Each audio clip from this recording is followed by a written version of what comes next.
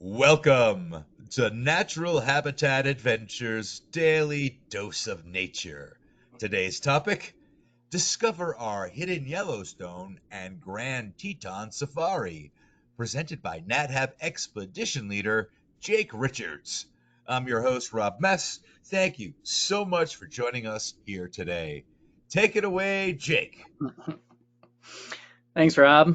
I feel like I have to put on my best newscaster voice now. Well, hello everybody. Thank you all for being here. My name is Jake, and like Rob said, I'm going to be going through an overview of our hidden Yellowstone and Grand Teton Safari, um, otherwise sometimes called our summer Yellowstone trip. So you might hear me use that phrase kind of throughout this presentation, and hopefully this will give you some useful information if you have a trip already booked, or perhaps if you're thinking about booking one. Um, as you may know, this is part of our Know Before You Go webinar series and focuses a little bit more on kind of the nuts and bolts of the itinerary. So I'll be giving some high-level interpretation of this place and some of the things that we see. But if you want to dive deeper on more of the natural history topics, I definitely recommend looking up some of our other Daily Dose of Nature webinars, or even better, come on this trip with me. So let's get started. So let me start by telling you a little bit about myself. I'm originally from Vermont, where I spent the first 30 or so years of my life. It's here that I got an undergraduate degree in history. And if you get a history degree in 2008, 2009, you become a forklift driver. So I did that for about a decade. Decided to go back to school for environmental science. And then once I finished that degree, I moved west. I was accepted into the Teton Science School's graduate program in Jackson Hole, Wyoming. And while in that program, I had the opportunity to live in Grand Teton National Park and did environmental education kind of throughout the greater Yellowstone ecosystem. After I completed that program, I moved to Logan, Utah. That's where I completed my master's degree at Utah State University. I worked on a project supporting the recovery of the California condor down in southern Utah. I started working for Natural Habitat Adventures while I was in grad school, and in the years that I've been with them, I've led trips kind of throughout the U.S. national park system, including our Canyons trip, Florida Everglades trip, Yosemite, Glacier National Park, and of course, winter and summer Yellowstone. So here's a brief overview of what I'll be covering today.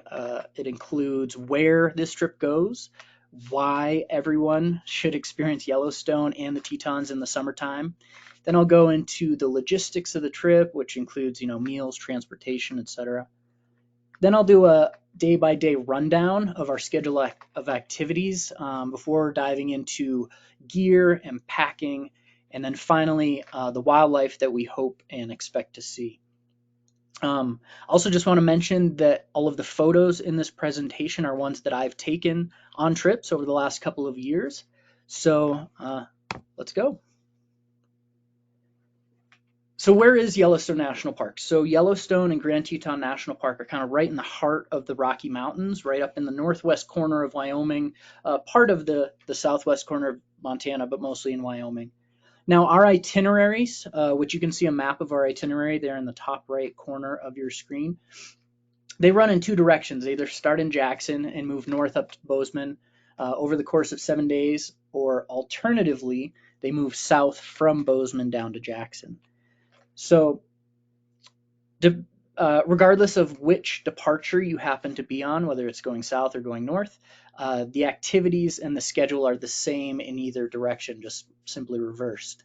So another thing that I want to point out is that throughout this presentation and throughout our trips, I'll be using the phrase GYE a lot. And GYE stands for the Greater Yellowstone Ecosystem. And that's that red shaded area on the map on the bottom right. So as you can imagine, animals and plants and natural communities, they don't really adhere to human-made borders or boundaries. So the GYE refers to that larger connected, those natural communities that are around Yellowstone.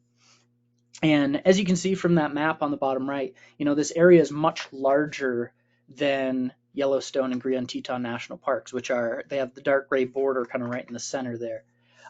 This area includes municipalities, private lands, wilderness, national forest, and everything in between. So as you can imagine, land management by different agencies, different parties kind of impacts the management of species within those areas, species like wolves and elk and bison and bears. And so we talk at length on these trips about conservation issues facing species throughout the GYE. But I just wanted to clarify that term since I'll be using it throughout the presentation. And it really is that unifying ecosystem that defines this trip. So even though we spend time in two different national parks, they're both part of that same ecosystem. Okay. So why is this place so special? Why should you go to Yellowstone in the summer? Well, I think this photo that I took last season, one of our trips last summer, kind of sums it up. I lead a lot of our winter Yellowstone adventures, and this ecosystem in the wintertime is truly a magical place, but there are certain things that you just don't see in the GYE in the wintertime. One of those things is bears. Another is wildflowers, and a third is migratory species. Pronghorn have kind of these seasonal migrations.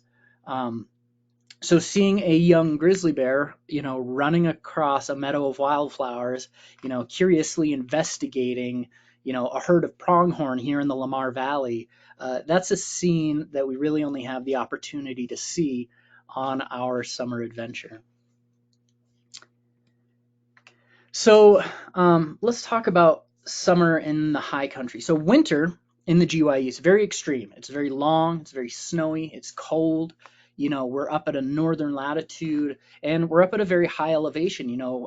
Most of the GYE is well above a mile in elevation. And so that's why we call it the high country.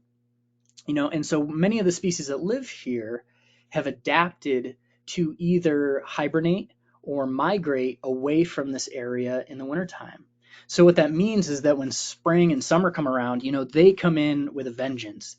Summers are short, and this place just explodes with color and activity. And so that means flowers like these lupins, like fleabane, forget-me-nots, they start blooming everywhere. You have insects like bees and butterflies. You have beautiful songbirds like these western tanagers. They're all returning for the breeding season.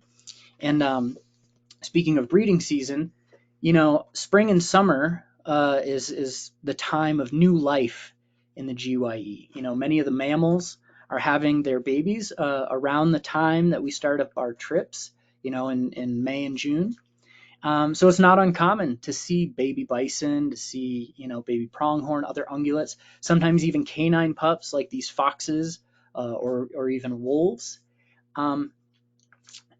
And when you have young animals running around, it's one of the best times to observe animal behavior because you have parents and herds, that are taking precautions to defend their young.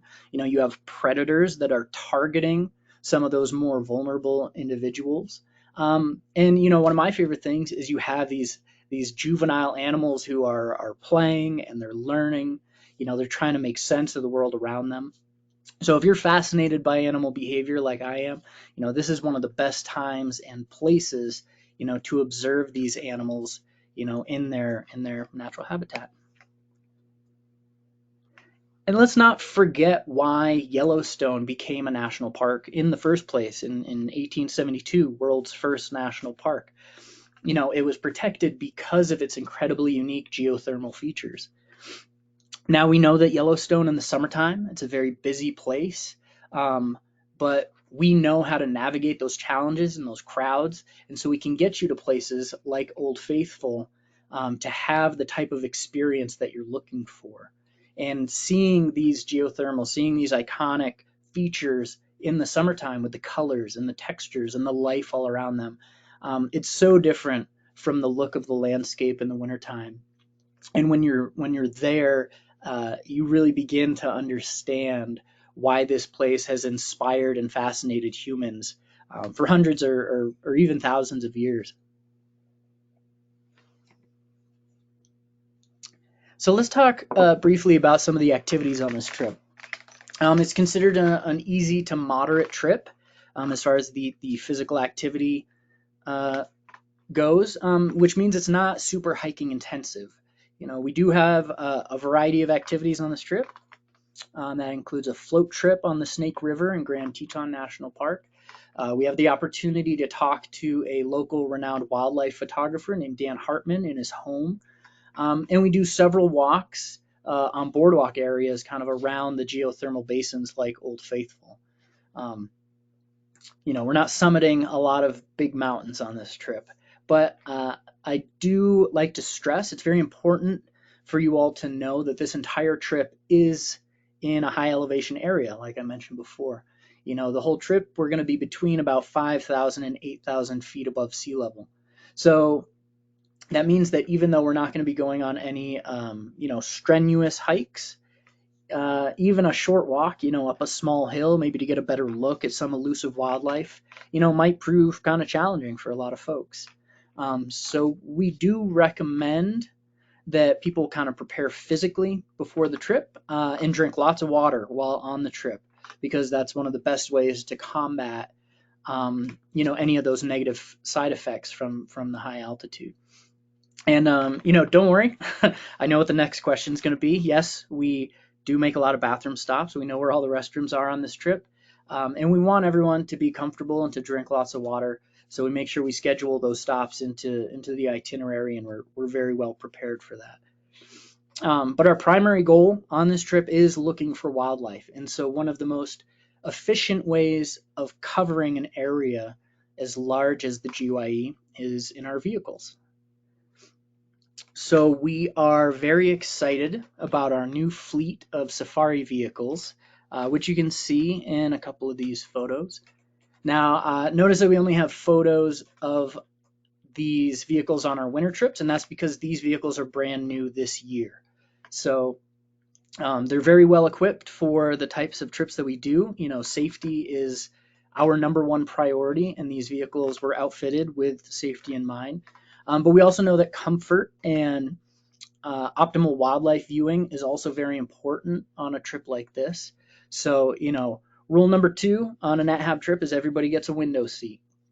So this also allows for plenty of extra room for you to bring an appropriate amount of layers, camera gear, whatever accessories you need to be ready for a full day of wildlife watching. And I'll get into, some of the gear and packing recommendations a little bit later. But just so you know, in these vehicles, we have lots of space, so you can feel very well prepared for our days out in the wild. And again, because of the size of the area that we cover and the presence of so many large carnivores in this ecosystem, some of our wildlife viewing is going to be from inside the vehicles. Bear jams, bison jams, they're pretty common in Yellowstone. And we're very fortunate that we have these vehicles that allow us to get up close and personal with the wildlife, even from the roadway. You can see a couple of these photos. You wouldn't want to be outside the vehicle if you're only 60 yards away from a black bear, or even 10 yards away from a big bull bison wallowing in the dirt, like that photo on the bottom left there. So I mentioned rule number 2. Everybody gets a window seat. What's rule number 1? You will never go hungry on a NatHab trip. So for those of you that have been on NatHab trips before, you know how seriously we take our food. This particular trip includes kind of a variety of meal types. We have quite a few amazing dinners at some of the nicest restaurants in the area. But we also do a lot of field meals. A lot of our lunches are going to be while we're out looking for wildlife, out in the Lamar Valley, out at West Thumb Geyser Basin. But we do take this rule very seriously, and we promise that you'll never go hungry on a NatHab trip. In addition to, making sure that we have 3 square meals a day, we stay very well stocked with good, healthy snacks in our vans. And we also work really closely with our partners to make sure all specific individual dietary requirements are met. We have really good relationships with the people that we work with, and that's never been an issue on our trips. So let's run through the itinerary to kind of give you an idea of what our day-to-day activities are going to look like. So I mentioned earlier that we run 2 different departure types, one beginning in Jackson and one beginning in Bozeman. But for the sake of simplicity, I'm going to be going through a Jackson departure. So keep in mind that both trips are the same, with the same activities, the same lodging, just run in the reverse direction. So day 1 is arrival day.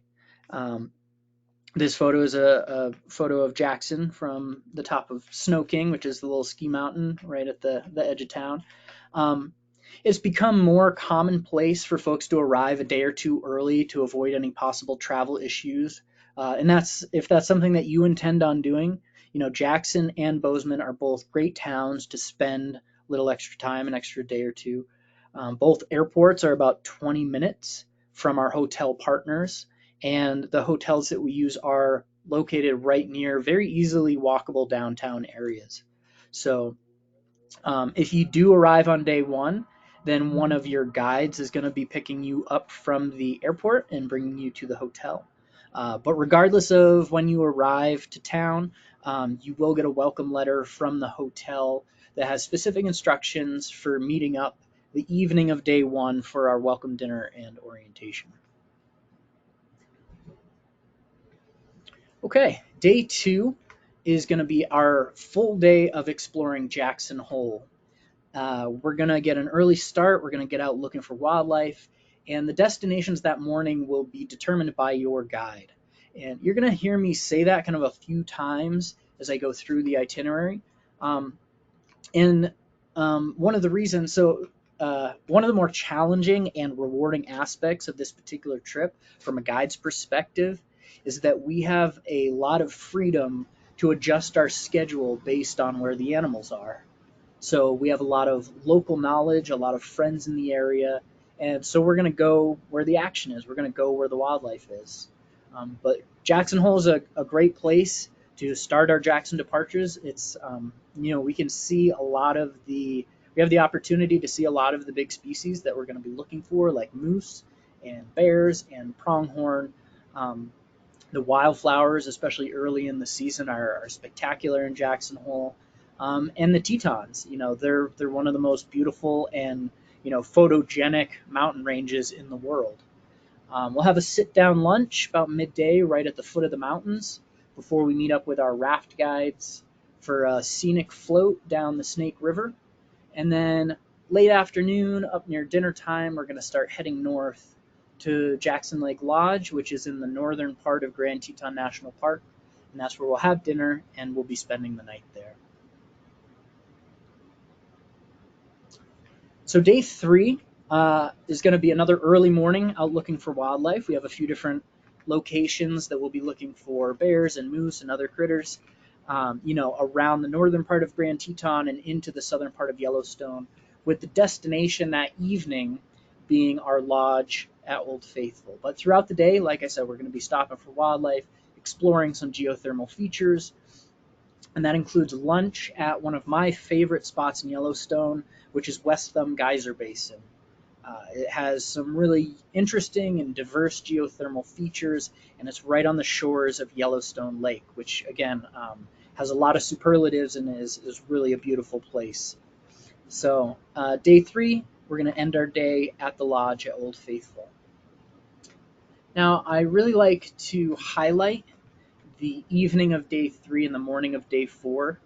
It's truly one of the best parts of this trip. It's one of the reasons why a lot of people book this trip, because Old Faithful is right in the heart of Yellowstone National Park. It's 1 to 2 hours from any of the gateway communities surrounding Yellowstone, which means that when we stay overnight right at Old Faithful, we kind of have the opportunity to experience this place in a way that very few people do.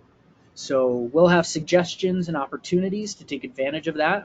Your guides will kind of be pointing things out as we arrive. We're going to have options for our group to do some guided walks together. But we also recommend taking the time to enjoy the sunset or sunrise, maybe on your own or maybe with your traveling partner, um, because this trip tends to go by pretty quickly, as trips tend to do. A lot of us have traveled, and we know how quickly, the days can go by when you're on a fun trip filled with adventure, filled with, exciting things to see. So it's really important to be present, um, especially when we have kind of these quiet moments in a place as incredible as Yellowstone.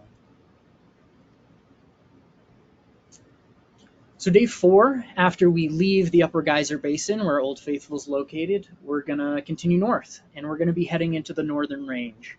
And the Northern Range is one of the best opportunities to see wolves in Yellowstone, so we're going to keep our eyes peeled for them as we continue through the park this day. This is another day where the expertise of your guide will determine the best route and the best options for activities. My favorite route is to go up over Dunraven Pass, which puts us into the Hayden Valley, which is where this photo was taken. And, there are places like Mud Volcano, the Grand Canyon of the Yellowstone, a lot of different options of beautiful places and interesting things to see. And again, a lot of that's going to be dictated by your guide and where the wildlife has been seen. And so we are going to end that day in Gardner, Montana, which is just outside the north entrance of the park. And that's going to set us up. Being in Gardner really sets us up very, very well for day 5, which is our Lamar Valley day. So the Lamar Valley is an iconic destination for wildlife viewing in North America. It's sometimes referred to as the American Serengeti. It's where herds of bison and elk and pronghorn draw in one of the densest populations of large carnivores in the lower 48. So we're going to be looking for wolves and bears and eagles and badgers and foxes, coyotes, as well as the herds of ungulates, that they're going to be tending and defending a lot of their young, which again are being born this time of year. Morning and evening are often the best times for viewing most wildlife species. So we're going to take a midday break and head just outside the northeast entrance of the park. And that's where we're going to chat with Dan Hartman about his life's work documenting wildlife in the GYE. After we're done with Dan, we're going to make our way back through the Lamar Valley again in the evening, and we'll spend a second night in Gardner. So day 6 is our last full day together. So we're going to head back into the park for one last excursion looking for wildlife in the Northern Range. This is a day that we might have an opportunity to stop at Mammoth Hot Springs for some more really unique geothermal features. And again, our destinations this day are going to be determined by the wildlife that we've seen up to that point on the trip, as well as the preferences of you all. And so one of the beautiful features of this itinerary is the freedom and the ability of our guides to tailor their efforts towards what our guests want to get out of this trip, what you all want to see on this trip. So once we leave the park later that day, we're going to make our way north through Paradise Valley, which is another great route to be looking for wildlife. And then we will check into our hotel in Bozeman, where we'll have our farewell dinner in a private room right there at the hotel. So here's a photo of our hotel in Bozeman. Again, we'll spend our final night of the trip here before saying goodbye on day 7. So this hotel is 1 block from historic Main Street of Bozeman. And it's also about 2 miles from Museum of the Rockies, which is one of my favorite museums to go to. So if you have a later flight or you're staying in town for an extra day or two, your guide can give you some tips on fun things to do in Bozeman. And that's our trip, our 7-day Yellowstone and Grand Teton trip. So let's talk about gear. So I had the pleasure of taking this lovely couple up to Yellowstone a couple years ago. I wanted to make sure that they were very well prepared for the conditions that we might encounter, because these are my folks. And as you can see here, they're pretty well prepared for a summer day in Yellowstone. They got sun shirts, got a hat on, made sure my dad had plenty of sunscreen for his bald spot. But you can see this is why layers are so important on these trips, because this is a hike that we did the very next day. layers are important. I like to use what's called the base mid shell system, which includes a good sweat wicking base layer, a warm mid layer like a fleece and some hiking pants, and then a shell layer, which, this time of year, summer trips, could be a rain jacket, which not only protects you from rain, but is also a pretty nice lightweight layer that can help if it gets cold or windy. Because remember, we're going to be in the high country. We're going to be at elevations well over a mile. So a lot of times it's quite cold in the mornings and gets pretty hot in the middle of the day. So you're probably going to want a warm hat, maybe some light gloves for those mornings and evenings. And other gear that's really important to pack is going to be a day pack to carry those layers and other gear. You're going to want a water bottle, possibly a camera. Obviously smartphones these days take really good pictures. Smartphones are fine as a camera. And whatever you need to protect yourself from high elevation sun. That's actually going to be another thing that we're going to harp on. You make sure you're wearing plenty of sunscreen and protecting yourself from that sun, because being at elevation with thinner air, it's a lot easier to get sunburned. I really like the sun hoodies like my dad's wearing in the photo here. Hats and sunglasses are very crucial. So we do provide some gear that you might not have or might be kind of difficult to pack. Things like scopes and binoculars, trekking poles, and we always carry plenty of sunscreen.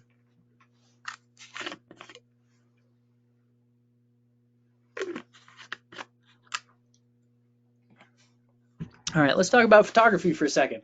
Many of your guides are going to be carrying their cameras. Some of them might even know a thing or two about using them. No guarantees. I like to bring 2 lenses on these trips. I have an 18 to 135 millimeter that I use for landscapes and portraits, including this landscape of the Tetons with more Monroe on the bottom there. Also good to have a zoom lens, a telephoto.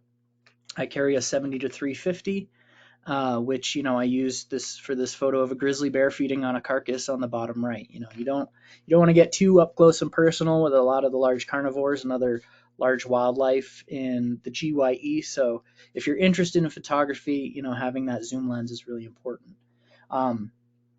If you are a serious photographer or you want to work on your photography skills, I do recommend talking to your adventure specialist, because we do have photo departures, trips that are designed for improving your skills as a photographer and getting that shot that you might be looking for. If you book one of those trips, you might even get Kurt Johnson as your guide on a photo trip. Not only a phenomenal wildlife photographer, but he also literally wrote the book on the GYE. This has been in my backpack almost continuously for the last 4 years. All right, now the part of the talk that is going to get you all excited to take this trip. Let's talk about the wildlife that we hope to see or we expect to see on this trip. Like this mountain bluebird that was guarding the walkway near Old Faithful last season.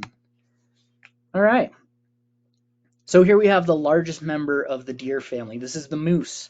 Guides affectionately refer to moose as the swamp donkey, because of the habitat where we often find it browsing on willows, like in this photo right here. One thing that I do throughout my trips, and I know a lot of other guides do as well, is I like to give you all tips on how to spot wildlife. I like to give you all the tools in my toolbox for spotting wildlife, because it's better to have 6 or 7 wildlife spotters in the vehicle as opposed to just 1 or 2 being the guides. One of those tricks is to teach you all how to identify willows from a distance, because where we find willows, we often find moose. Now, I hope we have some birders on the call. I call myself an aspiring birder. I'm always practicing, working on ID, working on that life list. And I love getting birders on my trips. A lot of them know far more than I do, and they always challenge me. But summer is the time to go looking for birds in the greater Yellowstone ecosystem. Since many of them, like I mentioned earlier, migrate out of the area for most of the year.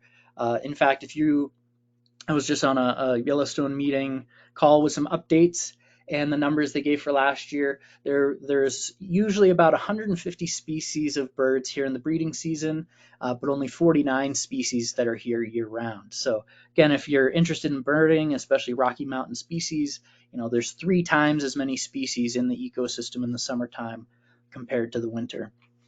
And all right, so I threw this slide in there purposely to throw a few folks off, but this may seem like an odd slide to put in the wildlife section, but this photo is filled with wildlife.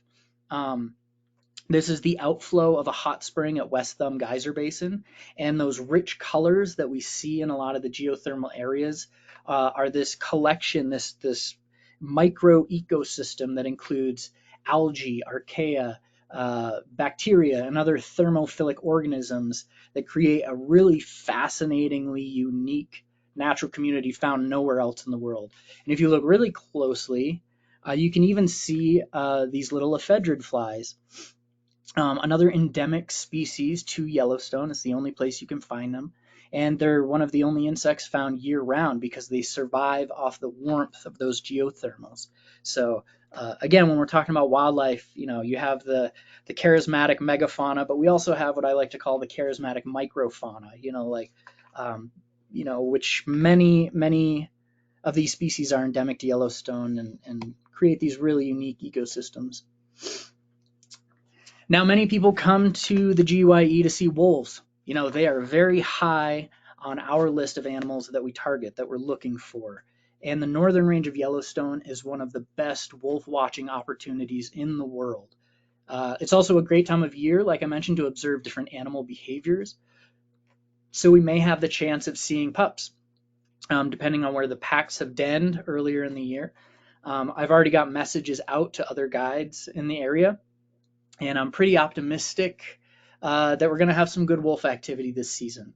So, however, keep in mind, these are huge landscapes, and the animals, like wolves, they're not concentrated in certain areas like they are in the wintertime.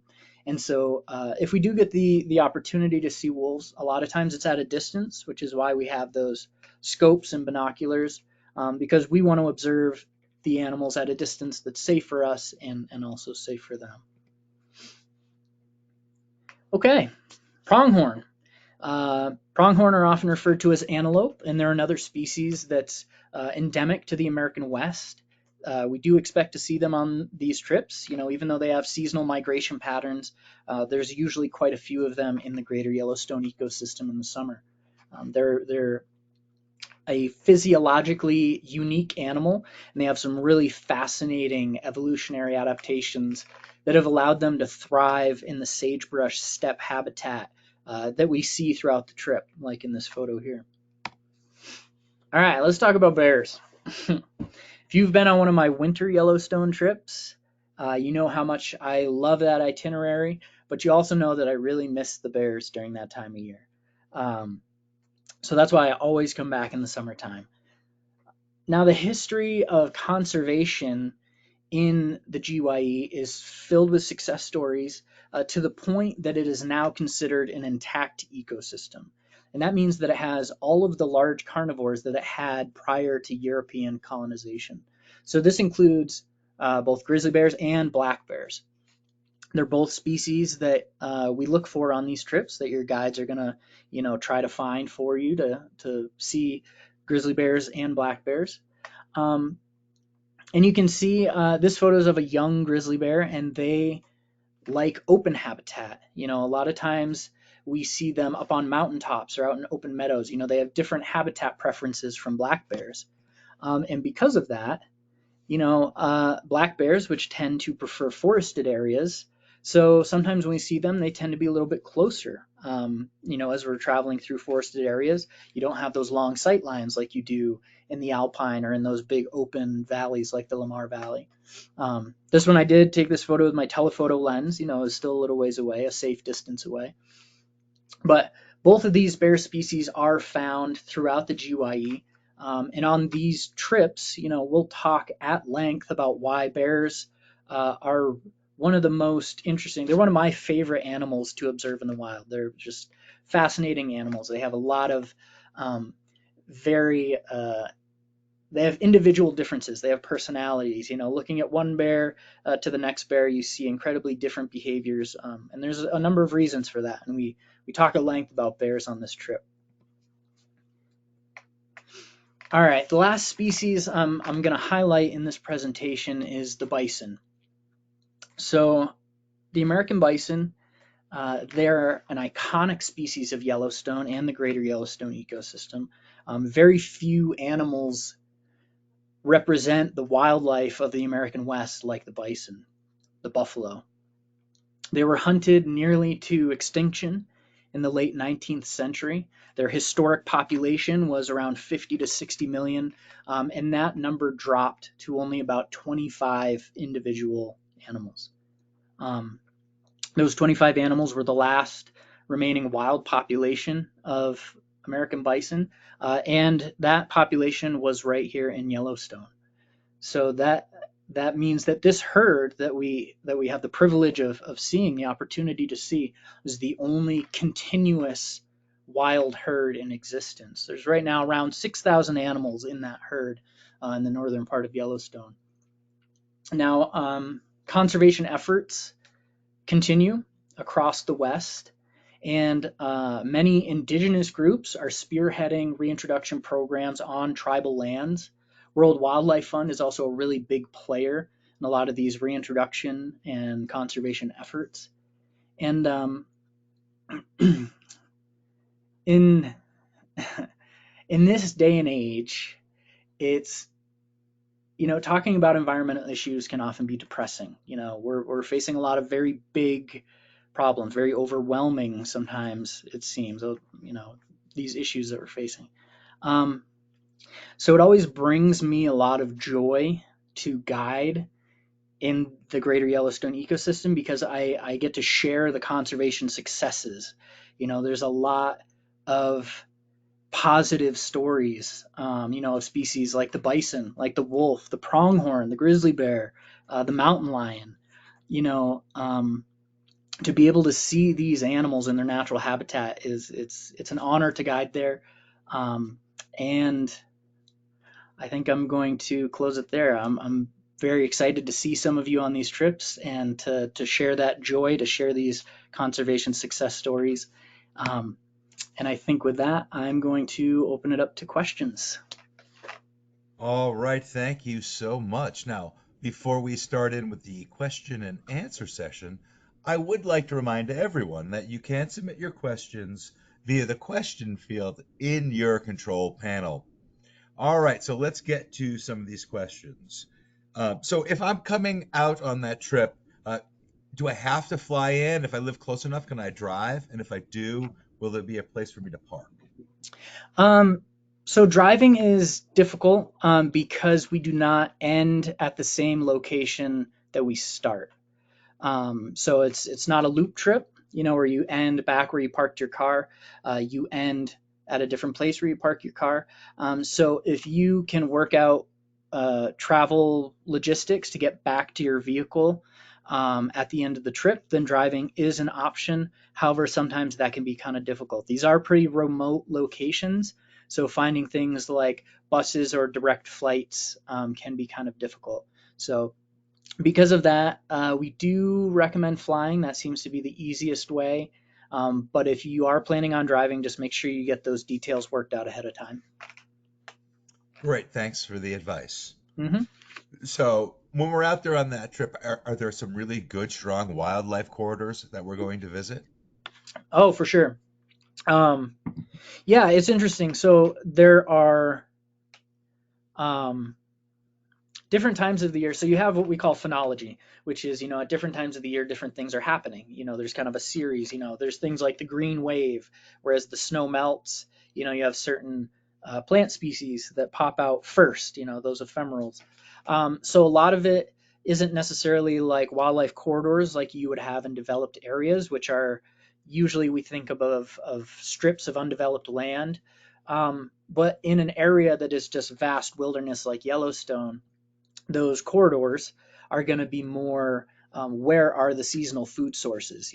Are the bears going for glacier lilies right now, or are they going for elk calves right now? So we do have things that we look for in places that concentrate different species at different times of year. It has less to do with human development and more to do with phenological events. Great. All right, thank you so much. Mm-hmm. So let's talk about the vehicles for a second. Now, uh, when we ride on the vehicles, will there be like, will I have an assigned seat for the entire trip, or does that rotate around? You will not have an assigned seat for the entire trip. Usually, the way that we do it, so on our first full day together, we'll do like a full van orientation. And one of the things that we cover is when you pick a seat in the morning in a van, because we usually have two vans and two guides. That's your seat for the day. So you can kind of leave your bag there, leave your coat there, kind of set up shop for the different activities throughout the day. Day to day, we like to have people kind of shuffle around so you can hear different guides, you can get to know different travelers that's part of that group. So for the day, we ask people to stay in their spot. Seems to be the most comfortable and easy way to do it. But day to day, we like to mix things up. Sounds good. So when we are in the vans, are the windows heavily tinted? Am I going to have issues taking photographs through those windows? Great question. They're lightly tinted, which definitely helps with the heat from the sun. Again, that high elevation sun, can be very very hot. They definitely it's not tinted enough that it's going to impede sight lines. Taking photos through windows in general is not always ideal. Um, you definitely can, and actually some of the photos that I take are through windows. But usually if we have a good wildlife sighting, we're going to try to either get the hatch on top popped up. That's one of the reasons why we have those hatches, so people can get clear sight lines and get great photographs from the hatch. But we also will open the door, we'll get out whenever possible. So if you're interested in photography, we will take as many we try to get clear shots, and that includes not through the windows, but a lot of the wildlife that we're going to see is going to be through the windows, and they're great vehicles for that as well. So if I'm on the rafting trip, can I take my camera or is it just going to get soaked? You can take your camera. They usually provide dry bags, or if you want to bring a dry bag, it's always a good thing to have when you're going when if you go on adventure trips like NetHab trips. Packing a dry bag is always a good idea. I usually bring my camera on the rafting trip. It's a pretty mellow trip. There will be some water in the floor of the raft, down in the bottom. So you definitely don't want to like have things like camera gear like down by your feet. But usually it's a chill enough ride that you can have it around your neck, or like I said, you can have it in a dry bag. And in most of our trips, they do provide those dry bags. But again, if that's something you want to pack, I do recommend it. Great, thank you. So if I'm a birder and I want to know exactly what kind of birds we're going to see in the Tetons and Yellowstone, is there a list that I can refer to somewhere, or is there some information you can give us for that? Sure. Yeah. So again, Kurt's book, really great book. It's not, is that in focus? There we go. Um, this is not an exhaustive list. It's more common species. There are also other good books out there for resources. I don't know why it's not focusing, but this is another great book for birds of Grand Teton. Um, but if you use apps like Merlin's one I use quite commonly, you can look at common birds for that location for that time of year. If you're interested in learning more about how to use that app, download it before the trip. I'd be happy to walk folks through. It's a really useful tool. Um, but yeah, I would say the Merlin app are having a decent field guide. I do have the Peterson's field guide to Western birds of North America. Sometimes those exhaustive field guides, if you are a new birder or kind of an amateur moderate birder, whatever you want to call it, those exhaustive books can be a little overwhelming because they have every single possible species that it could be. Whereas sometimes these more introduction or general field guides that have the more common species, that's usually a good place to start. So I would say the Merlin app or Kurt Johnson's book are two great tools to have with you on these trips. Great. Thank you for the advice. So, on the trip, is there organized sharing of photos among the guests at the end? Yeah, so NatHab has started using the photo portal, and they started doing that. Was it this year or last year? It's a fairly new platform. It's amazing. It's phenomenal.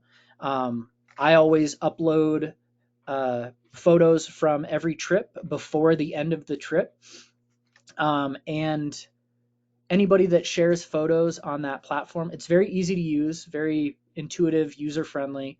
Lots of just big plus signs like add photos here.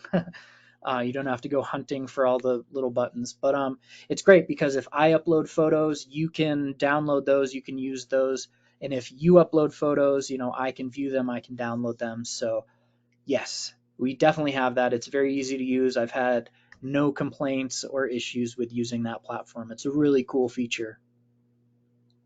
Great. That sounds amazing. So, let's talk about binoculars for a second. Sure.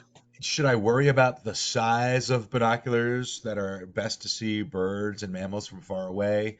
Does it matter? Um, so we provide really nice binoculars. I think most of the binoculars that we provide are 8 by 42s or 10 by 42s. And if you're not a binocular person, like, don't worry about those numbers. But if you're looking at getting a pair of binoculars, 8 by 42s, 10 by 42s, something in that range is going to be a good place to start. I have 8 by 42s, and what that means is the first number is the zoom, and the second number is the field of vision. So, something in the 8 to 10 range is great because it's not a super far zoom. So, if there's a bird in flight, you actually don't want something that's going to magnify it like 12, 15, 20 times because you're never going to find that bird in your field of vision. So, starting out with like an 8 to 10 range in your binoculars, good place to start. However, if you don't have a pair of binoculars right now, another piece of advice, don't buy any before the trip.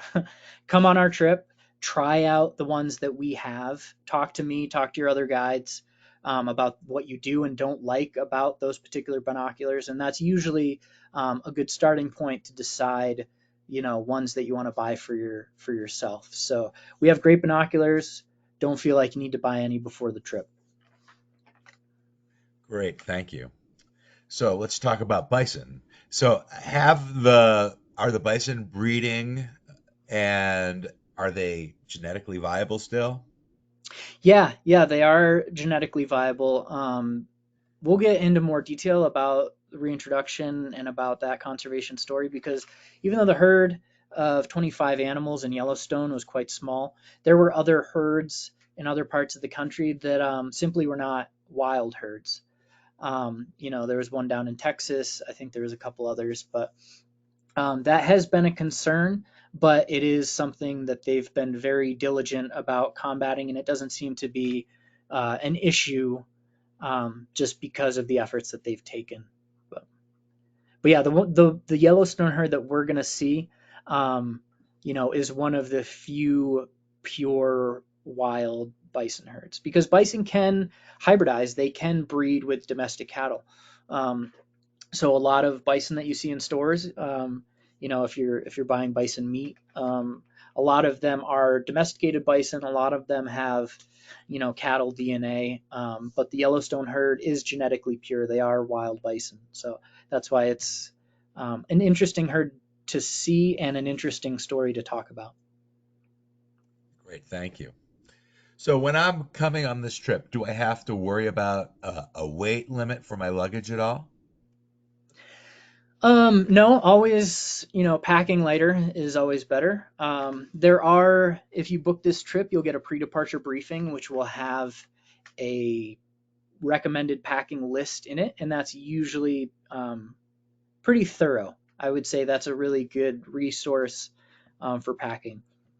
Um, no, I don't think there is a weight limit. There are weight recommendations. And keep in mind that one of your NatHab staff is going to be hauling your luggage around from one hotel to the next. So be nice to our field operations staff and try not to have, the 60-pound Volkswagen Beetle sized luggage for them to haul around. Um, but no, be prepared. Again, sometimes you do have to pack heavy because, like I said, the temperatures are variable, and you got to make sure you have all the gear necessary. But definitely look up the pre-departure briefing and use that as kind of a packing resource. If you have any questions too, reach out to NatHab. They can get you in touch with me via email. If you have specific questions, that's why I put that up on the slide. If you want to ask me, what I pack or what gear I use, I'm happy to share that information. Great. Thank you so much. So, is there a best time of year to come out Mm. to enjoy the trip? I know the winter trips are less crowded, but is there a good time of the spring and the summer to see the area that isn't so crowded? That's a great question. It depends on what you're going for.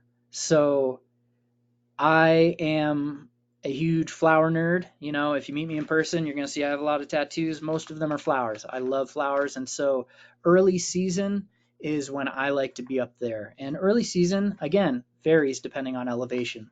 But June, the wildflowers pretty much throughout the trip are going to be phenomenal. Um, Also, the earlier in the year that you go, you're going to have some of those young animals. Um, but again, that differs depending on species. If you go too early, those wolf pups are going to still be in the dens and you're not going to see them. Throughout the summer, they're going to become more active. You're going to have more opportunities to see them. Um, Keep in mind the weather too. The later in the season you get, the fewer storms you have, the warmer weather you have. If you don't like cold temperatures, later in the season it's going to be great. And another thing to keep in mind, NatHab just announced that we do have a new type of trip that's going to be starting up this fall. It's a little bit shorter. I think it's 5 or 6 days, but we are going to have more opportunities to visit in the fall, which fewer wildflowers, fewer young animals, but you get to start to see some of that fall rut behavior in some of the ungulate species. So I guess that was just a really long way of saying no. They're if it was a bad time to go to Yellowstone, NatHab wouldn't run a trip. There's a reason why we have trips kind of throughout the different times of the year, and that's because they each have unique things to see in the ecosystem. But obviously, early season for wildflowers and winter are my two favorite times to go. Although when my folks came out in those photos I showed you, I had them come out in the fall because fall is a great time to see ungulate behavior and fall colors. So that's a tough question, and I'm not sure I really answered it. Well, we appreciate all the information so we can make our own decision. All right. Well, Jake, that's going to be the last question that we do have time for today. So I'd like to hand it back to you for any closing comments you might have for us. I think anybody that you talk to that has lived or visited or spent any time in the greater Yellowstone ecosystem is going to talk about it in a way that is very personal. This place has a way of connecting on a very personal level. And I think that's why so many people go to Yellowstone. I think that's why it's still such a popular place because there is something unique about it. It's human history and it's natural history. There's something special about this ecosystem. And so if you have not been there, I invite you to to go check it out because I think you'll find that you're going to feel that same connection that I do and that many other people that visit and live there do because it's truly an incredible place. So hope I see you this summer. Jake, thank you so much for taking the time to present for us today. And I'd also like to thank everyone who tuned in today. Now, if you are interested in information on how you can travel with NatHab, please give us a call at the number on your screen, or you can send us an email at info@nathab.com. Our adventure specialists are happy to help you out. Join us tomorrow for our next daily dose of nature. You can check out this week's lineup, including our registration links, on our website at nathab.com. www.tetonsummit.com/webinars. We did record today's presentation, and we will have the replay available on our website soon. With that, I will conclude today's webinar. Goodbye, everybody. We'll see you next time.